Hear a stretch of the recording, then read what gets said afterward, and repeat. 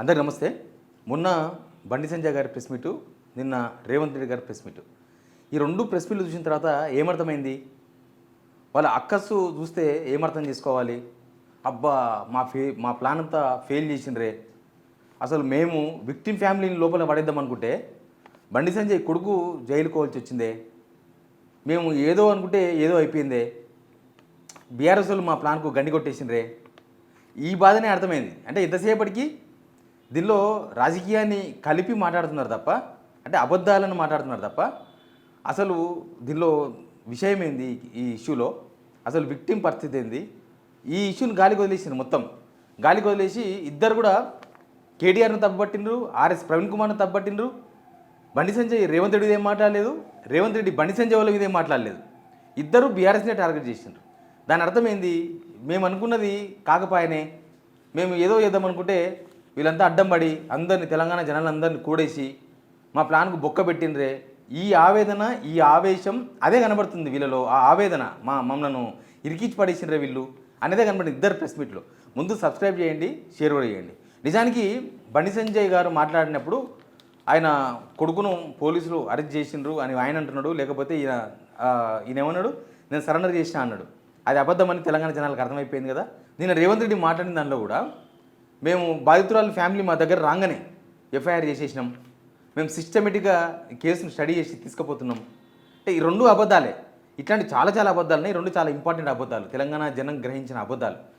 దీన్ని బట్టి చూస్తేనే వాళ్ళకు అర్థమైపోతుంది. అంటే జనాలను మేము మీడియాను కొని, లేకపోతే సోషల్ మీడియాలో కొంతమంది ఇన్ఫ్లుయెన్సర్లను పెట్టి మొత్తం కేసును తిరిగేసి మొత్తం విక్టిమ్ ఫ్యామిలీనే తప్పు చేసినట్లుగా, వాళ్ళు ఏదో హనీ ట్రాప్ చేసినట్లుగా జనాల ముందు పెట్టి వాళ్ళను జైల్లో పడేస్తే అసలు జనమంతా కూడా చూసినారా, వాళ్ళు తప్పు చేసినారు కాబట్టి జైలుకు పోయిందని రూపకల్పన చేసి దీనిలో బండి భగీరథను కాపాడాలని ఒక ప్రయత్నం చేసినారు. ఆ ప్రయత్నం ఫెయిల్ అయిపోయిందనే బాధ వాళ్ళ ప్రెస్ మీట్లో కనిపించింది.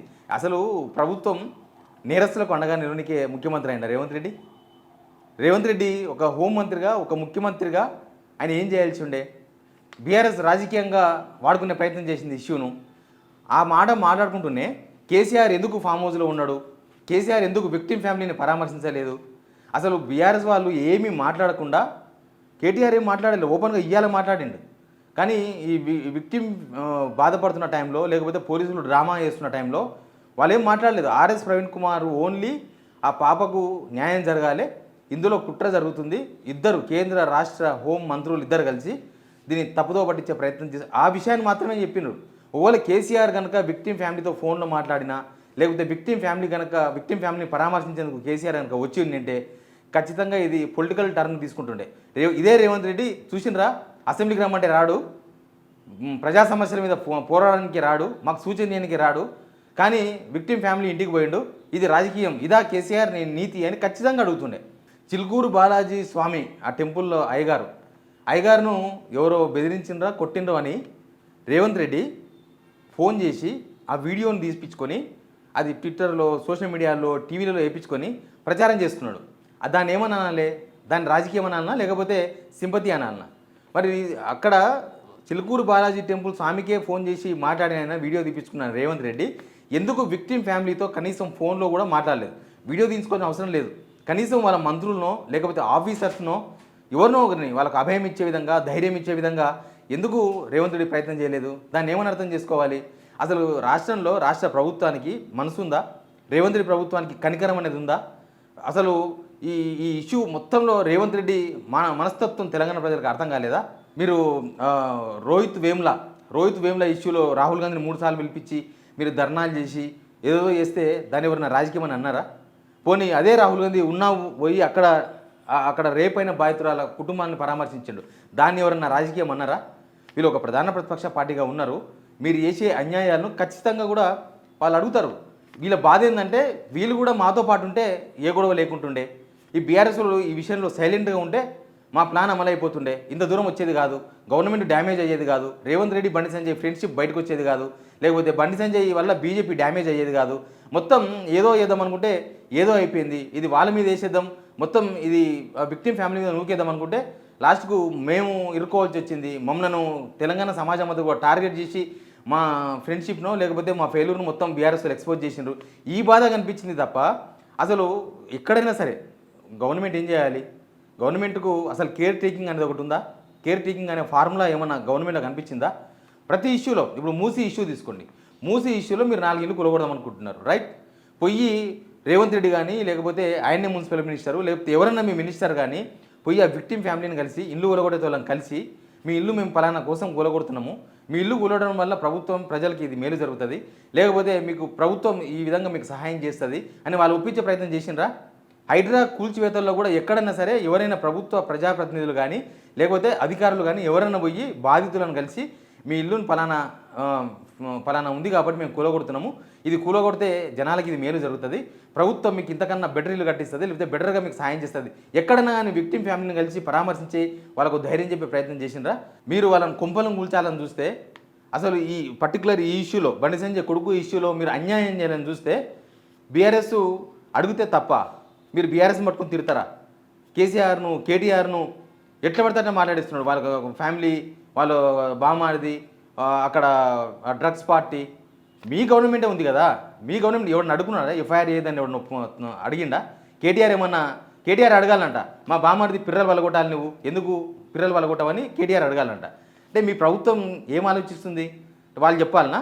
ఇప్పుడు మీరు ఎవరినైతే డ్రగ్స్ తీసుకున్నారని చెప్పినారో వాళ్ళు వచ్చి శిక్షించమని చెప్పాలనా? ప్రభుత్వానికి ఆ బాధ్యత లేదా? ప్రభుత్వం ఇప్పుడు ఎందుకు మాట్లాడుతుంది ఆ ఇష్యూను? అంటే మీరు ఆ ఇష్యూలో దొరికిపోయారు కాబట్టి, బండి సంజయ్ కొడుకు ఇష్యూలో బండి రేవంత్ రెడ్డి ఇద్దరు దొరికిపోయారు కాబట్టి మీరు ఒక ఆవేశంతో అవన్నీ మాట్లాడుతున్నట్టుగానే కనిపించింది. మీరు ఒక మీలో ఆవేదన, మీకే అంత ఆవేదన ఉంటే మీరు రాజకీయం చేయకపోతే దీనిలో మీ రాజకీయం ఇద్దరు రాజకీయం కోసమే కదా ఇదంతా చేసింది. లేకపోతే 10-15 రోజులు ఎందుకు చర్చ జరుగుతుంది తెలంగాణ ప్రజల్లో? ఇప్పుడు చాలా కేసులు జరుగుతూ ఉంటాయి, చాలా పోక్సో కేసులు నడుస్తుంటాయి, చాలా ఇన్సిడెంట్లు జరుగుతూ ఉన్నాయి. అక్కడ పోలీసులు వాళ్ళ పని వాళ్ళు చేస్తున్నారు కదా, ఇక్కడ మాత్రమే పోలీసులు వాళ్ళ పని వాళ్ళు చేయకుండా అడ్డుకున్నది ఎవరు? పోలీసు వాళ్ళు ఎందుకు ఈ కేసును నీరుగార్చాలని ప్రయత్నం చేసిండ్రు? అసలు కరీంనగర్లో ఎందుకు ఎఫ్ఐఆర్ అయింది విక్టిమ్ ఫ్యామిలీ మీద? అసలు కంప్లైంటే పోకుండా ఎవరైతే బండి భగీరథున్నాడో ఆయన కంప్లైంట్ పేరు దానిలో ఆ కంప్లైంట్ అక్కడ పోకుండా కరీంనగర్ పోలీస్ స్టేషన్ పోకుండానే ఎట్లా ఎఫ్ఐఆర్ అయింది? రేవంత్ రెడ్డి తెలియకుండా ఎఫ్ఐఆర్ అయిపోయిందా? ఇవన్నీ కూడా మొత్తం మీరు పదురుకొని చేసినట్టుగానే కనిపిస్తుంది కదా. ఇప్పుడు మీరు మాట్లాడుతున్న మాటలు కూడా పదురుకొని చేస్తున్నట్టుగానే ఉంది కదా. ఆయన ఏమో సరెండర్ చేసినట్టాడు, మీరేమో పట్టుకున్నారంటారు. తెలంగాణ సమాజానికి ఏమర్థం అయిపోయింది? మీరిద్దరు కలిసి డ్రామా ఆడుతున్నారు, మీరిద్దరు సేఫ్ గేమ్ ఆడే ప్రయత్నం చేస్తున్నారు, మీరిద్దరు దీనిలో రాజకీయం చేస్తున్నారు. ఫస్ట్ నుంచి రాజకీయంగా చేస్తున్నది. రాజకీయం చేస్తే ప్రతిపక్షం చేయాలి. వాళ్ళు రాజకీయాన్ని వదిలేసిండ్రు ఈ ఇష్యూలో. వాళ్ళు రాజకీయం చేయాలనుకుంటే పోయి రోడ్ల మీద ఎక్కుతుండ్రి, ధర్నాలు చేస్తుండ్రి, కేటీఆర్ వస్తుండే, కేటీఆర్ ప్రెస్ మీట్ పెడుతుండే. వాళ్ళు ఏం చేయలేదు. వాళ్ళు ఎక్కడ కనీసం బాధిత ఫ్యామిలీ దగ్గరికి వాళ్ళు ఫోన్లో పోలేదు. ఎందుకంటే రాజకీయం అంటారు, ప్రభుత్వం మీద ఒత్తిడి పెంచాలి, దీనిలో బాధితురాల ఫ్యామిలీకి న్యాయం జరగాలి, రాజకీయం వద్దనే కదా వాళ్ళు వదిలేసింది. బండి సంజయ్ ఏమన్నాడు ఈ ఇన్సిడెంట్ కన్నా ఒక రోజు ముందల? కేసీఆర్ కొడుకు అయితే అని మాట్లాడండి కేటీఆర్ పైన. నిన్నే మాట్లాడతాడు రేవంత్ రెడ్డి, నీవు మనిషివైతే కేటీఆర్ నువ్వు మనిషివే కాదు. సేమ్ రెండు మాటలు చాలా దగ్గర ఉన్నాయి. చీమతో పోల్చిండి కేటీఆర్ని. ఈయన కూడా సేమ్ నువ్వు మనిషివే కాదని మాట్లాడుతున్నాడు రేవంత్ రెడ్డి. ఇద్దరు స్క్రిప్ట్ ఒకటేనా? ఇద్దరు సేమ్ ఎందుకు మాట్లాడుతున్నారు? కనీసం బండి సంజయ్ విక్టిమ్ ఫ్యామిలీకి న్యాయం జరగాలి, నా కొడుకు తప్పు చేస్తే శిక్షించండి అని ఆయన కొడుకును సరెండర్ చేసే ప్రయత్నం చేయలేదు 9 రోజులు. విక్టిమ్ ఫ్యామిలీకి మంచి జరగాలి, దీనిలో బీఆర్ఎస్లో ఎవరు ఇన్వాల్వ్ కావాల్సిన అవసరం లేదు, ఎవరు తెలంగాణ ప్రజలు మాకు రివర్స్ కావాల్సిన అవసరం లేదు, మా పని మేము చేస్తాం అని ఎక్కడైనా చేసే ప్రయత్నం చేసిండ్రా? ఇప్పుడు ఏం మాట్లాడుతున్నారు కేటీఆర్ మాట్లాడి కొద్దిసేపు క్రితమే. అసలు బండి సంజయ్ కొడుకు ఇన్ని రోజులు ఏడగున్నాడు? బండి సంజయ్ కొడుకు రేవంత్ రెడ్డి వాళ్ళ ఫ్యామిలీకి సంబంధించిన ఒక హాస్పిటల్లో 28వ ఫ్లోర్లో ఉన్నాడని మాట్లాడుతున్నాడు. మరి దానికి మీ సమాధానం ఏముంది దీనిలో చెప్పడానికి?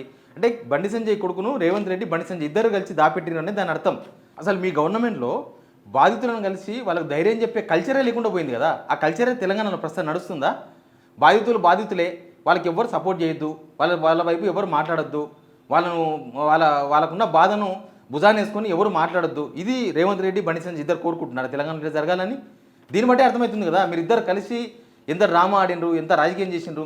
ఇప్పుడు మీ కడుపు నొప్పి అంతా కూడా ఈ ఇష్యూలో లాస్ట్ వరకు బండి సంజయ్ కొడుకు జైలుకు పోయే వరకు బీఆర్ఎస్ వాళ్ళు గట్టిగా పట్టుకొని బాధితురాలికి న్యాయం జరిగేదానికి ప్రయత్నం చేయడమే తప్ప వాళ్ళు చేసిన తప్ప. ఇద్దరు ప్రెస్ మీట్లను చూస్తే అదే అర్థమవుతుంది. వీరిద్దరే మమ్మల్ని ఇబ్బంది పెట్టినారు, లేకపోతే మాకు అడ్డుపడ్డారు, లేకపోతే మా ప్లాన్ సఫలీకృతం అవుతుండే, బండి సంజయ్ కొడుకు జైలుకే పోయేది లేకుంటుండే, తెలంగాణ ప్రజలకు తప్పుదో పట్టించే అవకాశం ఉంటుండే. ఇట్లాంటివన్నీ జరగకుండా వీళ్ళు అడ్డుకున్నారనే కదా మీ బాధ. మీ ప్రెస్ మీట్లు చూసిన తర్వాత తెలంగాణ ప్రజలు చాలా విషయాలు మాట్లాడుకుంటున్నారు. ఇద్దరు చూసినావా ఎన్ని దొంగడలు ఆడుతున్నారు? ఇద్దరు చూసినరా బాధితురాలని గాలికి వదిలేసి రాజకీయాలు ఎట్లా చేసిండ్రు? వీళ్ళ ఫ్రెండ్షిప్ రాజకీయాల కోసం లేకపోతే రాజకీయ కుట్రల కోసం బీజేపీ గవర్నమెంట్ వీళ్ళిద్దరు కలిసి తెలంగాణలో ఏం చేద్దాం అనుకుంటున్నారు? ఇద్దరు బంధం అయిపోయినారు. అందుకే వీళ్ళు నవ్వుల పాలు అవుతున్నారు. వీళ్ళు ఇట్లా మాట్లాడి ఎన్ని మాట్లాడితే అంత ఎక్కువ లూజ్ అయిపోతారు, అంత ఎక్కువ జనాలు చర్చించుకునే అవకాశం కల్పిస్తున్నారు వీళ్ళు. కానీ ఈ రెండు ప్రెస్ మీట్లు చూసిన తర్వాత అసలు ఈ 9-10 రోజుల నుంచి జరిగిన డ్రామా ఏందో వీళ్ళిద్దరు మాట్లాడడంతోన తెలంగాణ జనాలకు చాలా చాలా క్లియర్గా అర్థమైపోయింది. ఇక ఎవరు ఆరోపణ చేయాల్సిన అవసరం లేదు, విమర్శ చేయాల్సిన అవసరం లేదు. వీళ్ళ పాలిటిక్స్, దాగుడు మూతల పాలిటిక్స్, ఈ 2.5 సంవత్సరాల నుంచి తెలంగాణ జరుగుతున్న దాగుడు మూతల పాలిటిక్స్ మొత్తం కూడా ఎక్స్పోజ్ అయిపోయినాయి. కానీ ఇప్పటికి కూడా విక్టిమ్ ఫ్యామిలీకి న్యాయం జరగాలని తెలంగాణ ప్రజలు కోరుకుంటున్నారు. మీరు ఇట్లే కలిసి డ్రామాలు ఆడతామంటే తెలంగాణ ప్రజలు ఏం చెప్పాలో అదే చెప్తారు. Please subscribe.